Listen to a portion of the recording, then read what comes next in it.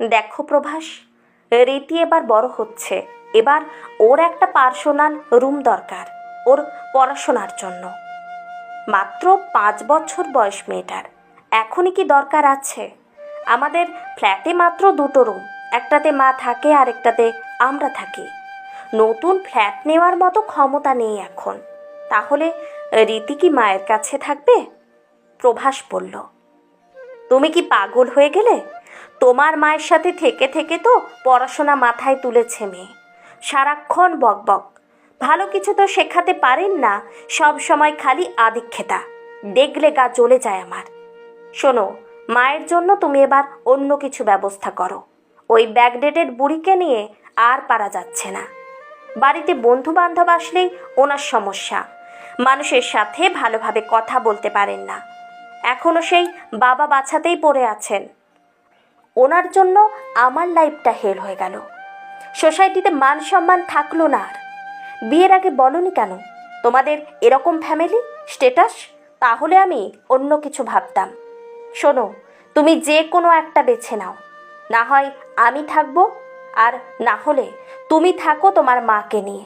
আমি কালই রীতিকে নিয়ে বাপের বাড়ি চলে যাব।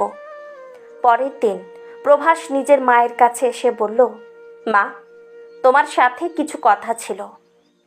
আয় বাবা, বস। আমিও তোকে কিছুদিন ধরেই বলবো বলবো ভাবছিলাম। হ্যাঁ মা, বলো। বাবা, অনেক দিন তো হলো তোর বাবাকে হারিয়েছি। তুই প্রতিষ্ঠিত হয়েছিস, তোর সংসার হয়েছে। বাবা, এবার একটু বিশ্রাম চাই। আমাকে কোনো একটা বৃদ্ধাশ্রমে রেখে আয়। জমানো টাকা যা আছে তা দিয়েই বাকি জীবনটা চলে যাবে। এ বাড়িতে আর ভালো লাগে না। প্রভাসের মুখটা ভার হয়ে গেল। বুঝল মা অনেক যন্ত্রণা থেকে কথাগুলো বলছে, কিন্তু কিছু বলল না, চুপচাপ উঠে গেল। সারা রাত মা ছেলে দুজনের চোখে ঘুম নেই। প্রভাসের মা সুনীতি দেবী ভাবতে লাগলেন তার অতীত জীবনের কথাগুলো। বিয়ের পর বছর ঘুরতে না ঘুরতেই কোলে প্রভাস আসে। স্বামী সন্তান নিয়ে ভালোই ছিলেন সুনীতি দেবী। হঠাৎ এক দুর্ঘটনায় মারা গেলেন প্রভাসের বাবা। অন্ধকার নেমে এলো সংসারে। যা দেওর ননদ সবাই যেন অচেনা হয়ে গেল।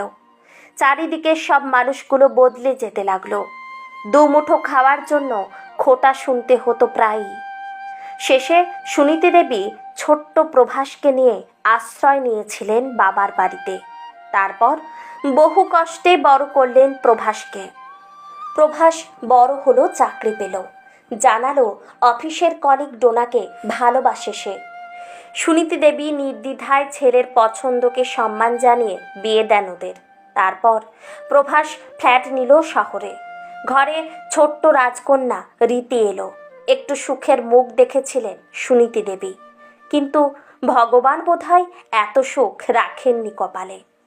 ছোট্ট রীতি সুনীতি দেবীর প্রাণ। ওকে ছাড়া যেন চোখে অন্ধকার দেখেন উনি।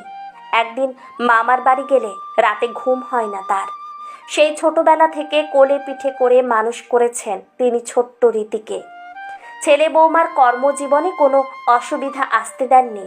সব দায়িত্ব নিজে কাঁধে তুলে নিয়েছেন। কদিন ধরেই দেখছেন ডোনার আচরণ বদলে যাচ্ছে। তিনি চান না তার সংসারে কোনো অশান্তি হোক। তাই বুকে পাথর চেপেই সিদ্ধান্তটা নিয়ে নিয়েছেন উনি। সুখে থাকুক ওরা, এটাই চান তিনি। এই দেখো, এই বৃদ্ধাশ্রমটা বেশ ভালো, আর টাকা পয়সাও অনেকটাই কম। ডোনা ব্যস্ত হয়ে পড়ল অনলাইনে তার শাশুড়ির আশ্রয় খুঁজতে। 1 সপ্তাহ পরে ডোনা বলল, সব জিনিসপত্র গুছিয়ে নিন মা, কালই আপনাকে দিয়ে আসব। সুনীতি দেবী গোছগাছ করতে লাগলেন। কোথায় যাবে ঠাম্মি, এত গোছানো কেন? না সোনা মা, কোথাও যাব না। এসো, তোমাকে ঘুম পাড়িয়ে দিই। বলো, কোন গল্পটা শুনবে তুমি? ঠাম্মি, ওই দৈত্যের গল্পটা। ঠিক আছে সোনাই, এসো, আমি তোমার মাথায় হাত বুলিয়ে দিই। সকাল হতে রীতি ওঠার আগে ডোনা শাশুড়িকে নিয়ে বেরিয়ে পড়ল। যাওয়ার সময় সুনীতি দেবীকে প্রণাম করল প্রভাস। তারপরেই ঘরে ঢুকে গেল। চোখের জল তো আর মায়ের থেকে লুকোনো যায় না। ডোনা শাশুড়িকে নিয়ে পৌঁছলো শহর থেকে দূরের এক বৃদ্ধাশ্রমে। বলে এলো, আমি আর প্রভাস মাসে 2বার এসে দেখা করে যাব তোমার সাথে, ভালো থেকো। চোখ ভরা জল নিয়ে সুনীতি দেবী বিদায় জানালো বৌমাকে। 2 মাস কেটে গেছে। রীতিমতো অসুস্থ হয়ে পড়েছে। তার ঠাম্মির জন্য কেঁদে কেঁদে খাওয়া ঘুম সব ছেড়েছে। প্রাণবন্ত ছোট্ট মেয়েটা আর হাসে না, কারোর সাথে কথাও বলে না। স্কুল থেকে গার্জিয়ান কল হয়, স্কুল থেকে জানিয়ে দেওয়া হয় বাচ্চার কাউন্সিলিং করান, ক্রমশ আপনাদের বাচ্চা মানসিকভাবে অসুস্থ হয়ে পড়ছে। ছোট্ট রীতি আর স্কুলে যেতে চায় না। তার প্রশ্ন একটাই, ঠাম্মি কবে আসবে? কাউন্সিলিং করানো হলো, অনেক বোঝানো হলো, কিন্তু রীতি কোনো পরিবর্তন হলো না। দিনের পর দিন রীতির অবস্থা খারাপ হতে থাকলো। একমাত্র মেয়ের এই অবস্থা দেখে ডোনা তো কান্নাকাটি শুরু করলো। প্রভাস ডোনাকে জানালো যে কিছু টাকা লোন নিয়ে আর এই ফ্ল্যাটটা বিক্রি করে জমানো যা আছে তাই দিয়েই একটা বড় ফ্ল্যাট নেওয়ার ব্যবস্থা করবে ও। আরও 1টা মাস কেটে গেছে। পরের দিনই জন্মদিন রীতির। আচ্ছা মাম্মা, তোমার জন্মদিনে কি গিফট লাগবে তোমার? বাপি, আমার ঠাম্মিকে এনে দাও তুমি। আজ ছোট্ট রীতির জন্মদিন। মনটা সকাল থেকে খারাপ হয়ে আছে সুনীতি দেবীর। আজকের দিনে প্রতি বছর নিজের হাতে পায়েস রান্না করে খাওয়ান রীতিকে। হঠাৎ ঠাম্মি ঠাম্মি স্বপ্ন দেখছে নাকি সুনীতি দেবী? বাবা মায়ের হাত ধরে রীতি আসছে। এসো ঠাম্মি, তোমাকে নিতে এসেছি। তুমি আমাকে ছাড়াই চলে এসেছো? চলো বাড়ি যাবে। ডোনা বলল, মা বাড়ি চলুন। ছোট্ট নাতনিকে নিয়ে বাড়ি ফিরল সুনীতি দেবী। খুব ধুমধাম করে জন্মদিন হলো। তারপর প্রভাস তার পরিবার নিয়ে নতুন বাড়িতে চলে এলো। এখন ঠাম্মির হাতে খায় রীতি, ঠাম্মির কোলেই ঘুমায়, গল্প শোনে। একদিন রাতে ডোনা গেল সুনীতি দেবীর ঘরে রীতিকে খাওয়াতে। দেখলো ঠাম্মির গলা জড়িয়ে রীতি বলে চলেছে, ঠাম্মি, দাদুদের সবাইকে একা থাকতে হয় কেন? সুনীতি দেবী বললেন, কে বলেছে তোমায়?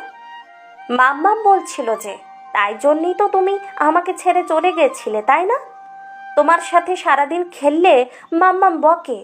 আমিও বাবার মতো বড় হলে মাম্মামকে আলাদা জায়গায় রেখে দেব। তারপর তুমি আর আমি খেলবো, কেউ বকবে না।